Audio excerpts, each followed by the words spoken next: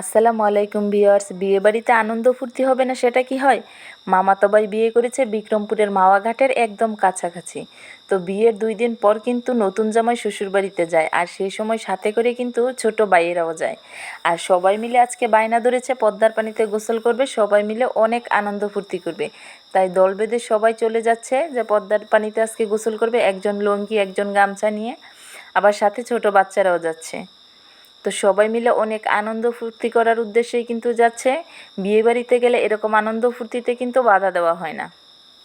তো দেখুন, এই যে সাদা শার্ট পরা, এটা হচ্ছে নতুন জামাই, আর সব হচ্ছে জামাইয়ের ছোট ভাই। এটাই হচ্ছে বিয়েবাড়ির আনন্দ। কথা বলতে বলতে সবাই কিন্তু পদ্মার পাড় চলে এসেছে। দেখুন চারপাশের ভিউটা কতটা সুন্দর, মনে হয় যেন আকাশটা ছুঁয়ে যাচ্ছে পদ্মার পানিতে। আর বড় বড় ট্রলার, চারপাশের পরিবেশটা এতটা মনোরম, এতটা সুন্দর, মানে দেখেই কিন্তু মনটা জুড়িয়ে যায়।